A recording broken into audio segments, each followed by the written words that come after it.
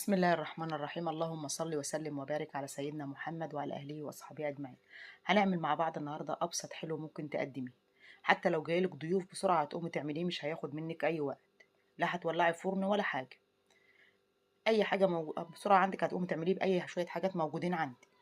ممكن تشيلي حاجه وتحطي بدلها حاجه زي ما انت بتحبي. ده حلى المانجا. هنبدا نعمله مع بعض بكل سهوله. اول حاجه انا معايا هنا البسكوت، ده بديل الاوريو.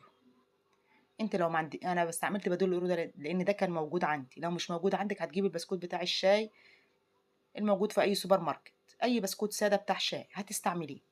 بس بصراحه البسكوت ده كان موجود عندي فعشان كده انا استعملته. هتبداي بقى ترصيه في البايركس بتاعك او في الصينيه، او لو حابه تعمليه بولات مستقله اعمليه. انا رصيت اول طبقه من البسكوت وهبدا اديها رشه من اللبن.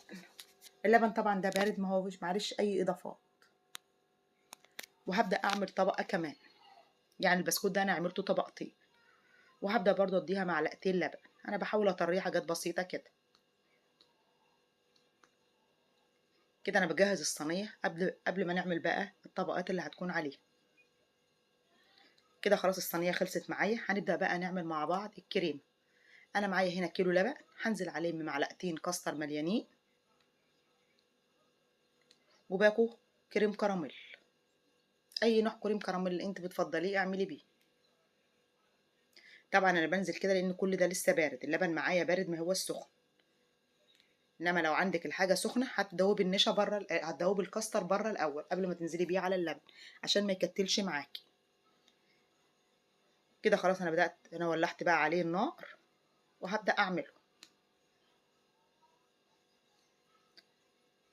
كده ايدك فيه على طول عشان الكاستر ما يكتلش معاكي. زي ما انتوا شايفين بالمنظر ده، هو كده خلاص بدأ يتقل معايا. طبعا انت لو حابه تضيفي السكر ضيفي سكر. السكر ده حسب ما انت بتحبي. زي ما انتوا شايفين كده انا بوريكم الكاستر خلاص بدأ يغلي معايا مع الكريم كراميل. هبدأ بقى انزل بيه على طبقه البسكوت اللي احنا كنا عاملينها في الاول. تبداي بقى توزعيه. القوام طالع معاكي كريمي زي الفل. لو ما انتش حابه تعملي في البايركس الكبير كده اعمليه في كوبايات، كل واحد ياخد كوبايته. التقديم ده حسب انت بتحبي تعملي. هبدأ انزل بكل الخليط اللي احنا كنا عاملينه، اللي هو الكاستر مع الكريم كراميل. كده بقى هسيبها لحد ما تبرد وادخلها التلاجة شويه. هنبدأ بقى ان هنجيب بقى باكو جيلي مانجا. هنزل عليه بكوبايه ميه سخنه وهدوبه تمام. وبعد كده هنزل عليه بنص كوبايه ميه بارده. وهركنه بقى على جنب واسيبه لحد ما يبرد. طبعا انت لو حابه تزودي الجيلي سكر زوديه، بس انا بصراحه ما بحبش. احنا عندنا بصراحه ما بنحبش الحاجه مسكره جامد، فانا استكفيت بالسكر اللي في الجيلي. طبعا المانجا دي مكعبات كانت مفرزه عندي. انت لو عندك مانجا فريش اعملي بيه، ما عندكيش مانجا فريش اعملي المانجا متفرزه. بصراحه انا كنت مفرزاها من السنه اللي فاتت. خلاص كده انا طلعت بقى الكاستر من الفريزر من التلاجة معلش بعد حوالي نص ساعه. سبتها بردت تماما وبعد كده نزلت عليها بقى بالمكعبات المانجا. وطبعا حبيت اكسر اللون الاصفر فنزلت عليها بكام وحدايه عنب.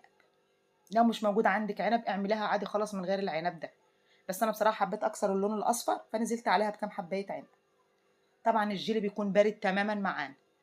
هتبداي بقى توزعيه على الفاكهه اللي عندك. وتروحي بقى مدخلاه التلاجة حوالي ساعتين 3 حسب التجميد عندك في التلاجة. بس هي بصراحة كل ما بتجمد وتقعد معاكي في التلاجة بتحلو أكتر. وده شكلها زي ما انتوا شايفين. كده خلاص أنا دخلتها التلاجة حوالي 3 ساعات. طلعت متماسكة معايا زي ما انتوا شايفين كده. هبدأ أوريها لكم. طبعا حابة تقدميها قطع كده هتقطعها بقى قطع وتقدمها في أطباق. أو زي ما قلت لك انت لو كنت حابة تعمليها من الأول بولات وكل واحد ياخد البولة بتاعته برضو براحتك. وتعتبر حالة سهل وبسيط. أي شوية بسكوت موجودين عندك وباكو كريم كراميل. واي فاكهه موجوده عندك، ما اشترطش تكون مانجا. اي فاكهه موجوده عندك حابه تعملي بيها اعمليها. زي ما انتم شايفين كده انا بوريكم الطبقات متماسكه، طبقه البسكوت، طبقه الكراميل، وطبقه الجيلي، وطبعا مكعبات المانجا زي ما انتم شايفين كده. طبعا مفيش حد بيكره المانجا. ودي بقى طبعا قطعه تحتها عشان تشوفوها، لو انت حابه تقدميها قطع برضو كده قطعيها، هتطلع معاكي برضو بكل سهوله من غير اي حاجه. طبعا لو جايلك ضيوف او حابه تعمليها بقى بالليل كده في السهره، هيبقى طعمها في منتهى الجمال معاكي. حاجه ساقعه كده وترطب علينا في الجو النار اللي احنا فيه. يا رب تجربوها، وما تنسوش اللايك والاشتراك.